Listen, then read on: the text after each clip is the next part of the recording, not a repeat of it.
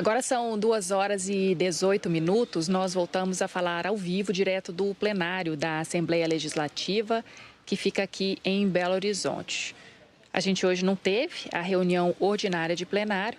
Foi convocada a nova reunião para a próxima terça-feira. As ordinárias acontecem às terças, quartas e quintas, às 14h.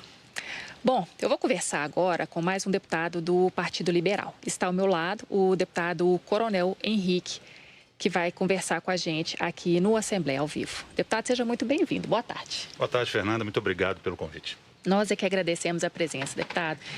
Queria começar falando com o senhor a respeito, deputado, do assunto do momento em relação ao partido do senhor, que é a formação de uma bancada aqui na Assembleia Legislativa.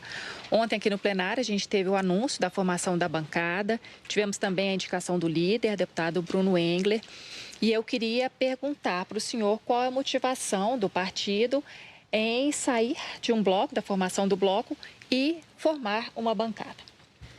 Fernando, é bom esclarecer, né? Hoje nós acompanhamos aí nas capas dos jornais de Minas Gerais que o PL saiu da base do governo.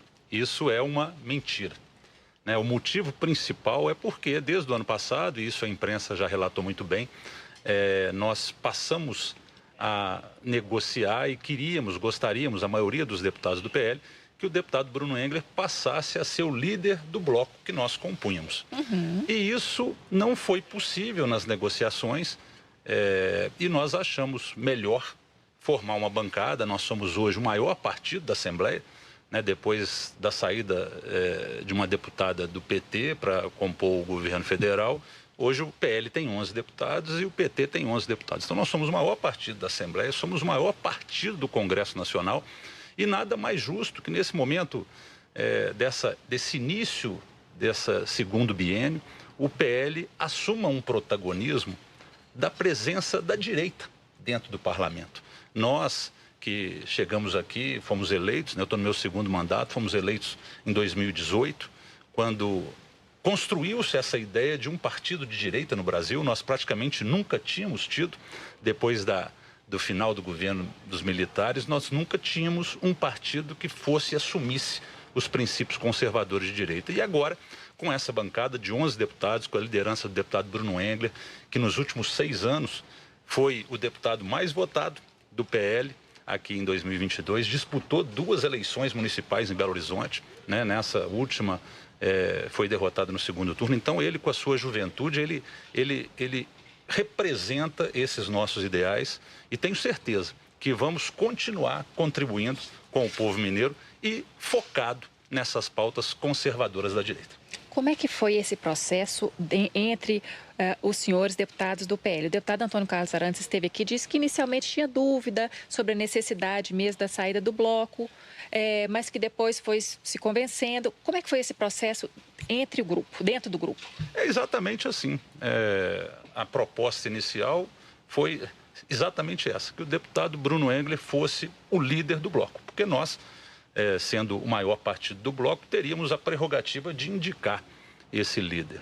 E como, mais uma vez eu repito, nas negociações não houve esse aceite de unanimidade como o Bruno Engler ser o líder do bloco, nós fizemos essa opção e acredito que isso não vai alterar em nada a governabilidade, né? Hoje o governo tem 2 blocos, continua com os 2 blocos, tem o bloco de oposição e tem a bancada do PL alinhada com os princípios do governo. Nós demonstramos isso no primeiro biênio e agora tenho certeza que em 25 e 26 existirão temas importantes a ser tratados aqui na Assembleia e o PL, né, sempre com a independência que sempre teve, os deputados vão ter, eu acho que, uma liberdade maior agora que nós temos um assento, né, no Colégio de Líderes com a presença do deputado Bruno Engler nos representando. É exatamente sobre isso que eu ia perguntar para o senhor. A presença de um assento no Colégio de Líderes aumenta a representatividade do partido, dá mais força para o partido, para a bancada? Não tenho nenhuma dúvida, né? Quando você está no bloco, o bloco acaba que se dilui, né? Como eu disse, o PL é o partido de direita. E nós estávamos num bloco com partidos de centro, né? De centro-direita, mas assim, agora existe uma legitimidade das nossas pautas e principalmente eu vejo que, como nós temos aqui na Assembleia, uma característica toda particular, que o bloco de oposição, ele é situação no governo federal. E eu acredito que o PL, caracterizado como um partido de direita e conservador, eu citei aqui essa expressão ontem no plenário e repito agora, vamos fazer uma oposição ferrenha a esse desgoverno federal, alinhado com as pautas do PL no Congresso Nacional. Hoje nós temos a representatividade da oposição do PL no Congresso Nacional e aqui nós vamos fazer um contraponto à oposição que aqui está sempre trazendo pautas federais para serem discutidas aqui e também, indiretamente, eu hoje, com tranquilidade falo, Fernando, eu sou vice-líder do governo, então nós iremos também fazer o contraponto na defesa dos interesses do governo de Minas, nas pautas que forem importantes para o desenvolvimento e, principalmente, como nós estamos falando da Assembleia, nós estamos falando da Casa do Povo e aqui o povo conservador de Minas Gerais, aquele que nos colocaram aqui, eu acredito que a partir de agora terão mais espaço nos debates, na escolha das pautas dos projetos de lei, sempre alinhados aí com a liderança, com o carisma, com a ponderação do nosso presidente Tadeu. Em relação às pautas ideológicas, que muitas vezes causam embates aqui no parlamento, deputado, como é que deve ser a atuação da bancada? Fernanda, quem acompanha o meu trabalho sabe que eu procuro pautar as minhas ações, e aí eu vou falar por mim, ainda não estou falando pelo partido, o partido Sim. tem posicionamentos aí, talvez até algumas vezes de não unanimidade em algumas pautas ideológicas, mas nós temos valores que todos os integrantes do PL comungam. Mas eu, por exemplo, vou citar um exemplo, que é uma pauta muito particular minha, que para mim ela contextualiza todos esses valores que são as escolas cívico-militares e as escolas militares. Nós aprovamos, no final do ano de 2024, foi uma conquista, nós aprovamos um projeto de lei em que o governador vai criar mais 30 colégios Tiradentes. Foi uma luta, um projeto de lei meu do início do mandato, lá de primeiro mandato em 2019, propondo a criação de mais 30 colégios Tiradentes para que nós pudéssemos aumentar essa base, principalmente para os nossos policiais militares e bombeiros militares colocarem os seus dependentes. E esse projeto ficou aqui patinando durante 6 anos, felizmente agora foi aprovado.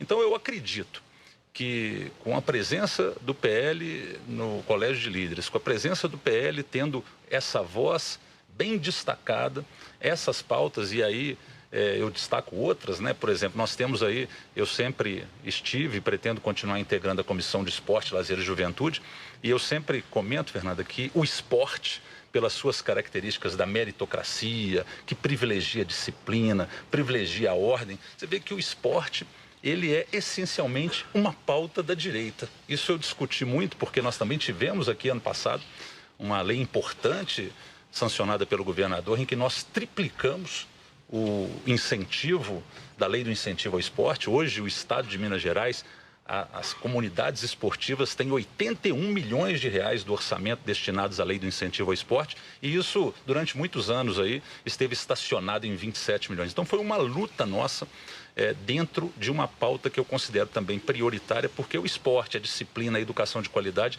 elas estão interligadas. Então não são pautas caracteristicamente ideológicas, mas nós também vamos trabalhar nelas. Nós temos deputados aí muito focados na questão da defesa da vida, contra o aborto, contra a ideologia de gênero. Então isso agora eu não tenho nenhuma dúvida que nós iremos fortalecer esse discurso, porque, repito mais uma vez, com a competência do deputado Bruno Engel, fazendo valer o regimento da nossa Assembleia, teremos um assento no Colégio de Líderes. Deputado, o senhor citou aí que é membro da Comissão de Esporte, integrante da Comissão de Esporte. Até o ano passado, vice-presidente da Comissão de Agropecuária. Como é que o senhor está vendo aí, para os próximos dias, a organização das comissões? O senhor pretende pleitear espaço nessas comissões, a continuidade nessas comissões? Como é que o senhor está vendo aí esses próximos dias? Nós sabemos que depois da leitura aqui da definição, hoje, desde ontem à noite, o deputado Bruno Engel já consultou toda a bancada, verificando os interesses de cada deputado, e eu continuo nessa minha pauta Tem 6 anos que eu integro a Comissão de Agropecuária e Agroindústria, a Comissão de Esporte, Lazer e Juventude. É meu interesse continuar participando como membro, como presidente, como vice, o espaço que tiver, nós iremos lá representar o PL da melhor forma possível. E você lembrou bem, e agora também aproveito essa deixa de dizer que também o agronegócio, a produção agropecuária, ela acabou se tornando, Fernando, eu vejo que quando eu cheguei aqui em 2019, o agro, ele não era uma pauta ideológica, ele não era uma pauta da direita. Mas durante o governo do presidente Bolsonaro, isso ficou muito claro, do incentivo ao produtor rural, da valorização daquele que produz, da intransigência com relação à invasão de terra. Então, quando eu observei que nós iniciamos esse segundo mandato, hoje a agropecuária e a agroindústria, ela é uma pauta que é defendida ao extremo pela direita. A direita tem esses princípios e valores de defender que aquele que trabalha, aquele que produz, e o nosso produtor rural é um exemplo disso. O nosso produtor rural, ele não tem sábado, não tem domingo, não tem feriado, ele não tem bolsa auxílio, ele vive do seu trabalho, ele vive do seu suor e completamente alinhado naquilo que nós pensamos aqui no parlamento, de sempre defender o povo mineiro, mas especialmente gerando oportunidades, gerando dignidade. E aqui eu me permito citar uma expressão que o governador Romeu Zema sempre gosta de utilizar, né, que a maior dignidade para um cidadão, para um brasileiro, para um mineiro, é um emprego.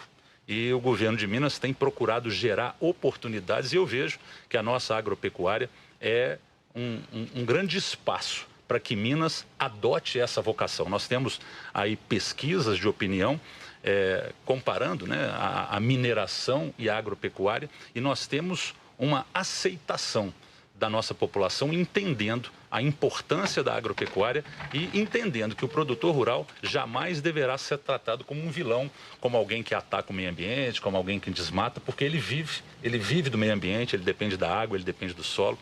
Então nós continuaremos atuando, vamos aguardar a definição das comissões na próxima semana, mas eu pretendo continuar atuando aí na Comissão de Agropecuária e Agroindústria e na Comissão de Esporte, Lazer e Juventude. Muito bem. Deputado, o senhor iniciou a nossa entrevista fazendo um esclarecimento, né, a respeito da posição da bancada do PL em relação ao governo. Eu queria perguntar para o senhor como é que o senhor está enxergando as discussões que vão iniciar aqui na Assembleia de projetos de lei que o governo, na segunda-feira, o governo já anunciou que vai enviar para cá projetos de lei relativos à questão do Propag, as privatizações, federalizações, projetos que precisam ser enviados para cá para que Minas possa aderir ao Propag. Como é que o senhor está enxergando, está vendo a vinda dessas pautas para cá, as discussões aqui na Assembleia sobre esse assunto? Nós tivemos um papel importantíssimo do Parlamento Mineiro nessas negociações, né? Todo mundo acompanhou, vamos dizer assim, na nossa rejeição aos princípios do Programa de Recuperação Fiscal e a solução que, com a forma do diálogo liderado pelo nosso presidente, Tadeu Martins, e com a parceria do governo de Minas, o Congresso Nacional aprovou essa solução que é o Propag. E eu penso, Fernanda, justamente o seguinte: o governo Zema, nesses primeiros 6 anos, deu demonstração da sua capacidade de buscar o equilíbrio das contas públicas, de combater a corrupção. Eu gostaria de destacar isso. Nós aí temos 6 anos de governo sem nenhum caso de corrupção, né, com toda a vigilância da oposição, com a tentativa de criar narrativas. Nunca conseguiram, podem acusar o governador Romeu Zema de tudo, mas jamais foi acusado de corrupto, de algum tipo de desvio. Então, a palavra que eu tenho, aí eu falo da minha posição, é a palavra de confiança nessa gestão. Eu confio nos técnicos que o Poder Executivo tem e tenho certeza que aquilo que eles encaminharem para essa casa, depois de serem muito discutido no Executivo, chegará aqui também. E aqui nós contamos com um excelente corpo técnico, né? Parabenizo aqui todos os servidores da Assembleia que nos assessoram nas comissões. Nós sabemos que nós temos muito a contribuir com a equipe do Executivo. Então, todo projeto que chega aqui, ele vai ser exaustivamente discutido, porque sempre podemos melhorar, sempre podemos buscar, com o diálogo, atender a interesses diversos aqui dentro, mas eu sempre firme porque também aceitei essa posição de ser vice-líder do governo, justamente porque acredito na gestão do governador Romeu Zema e sei que ele buscará fazer o melhor para o futuro de Minas Gerais. Ele terá aí os seus 2 últimos anos no mandato e eu sei que ele quer deixar um legado de alguém que encarou um Estado com todos os seus problemas, que isso não pode ser deixado de lado. Ele repete isso e nós devemos repetir.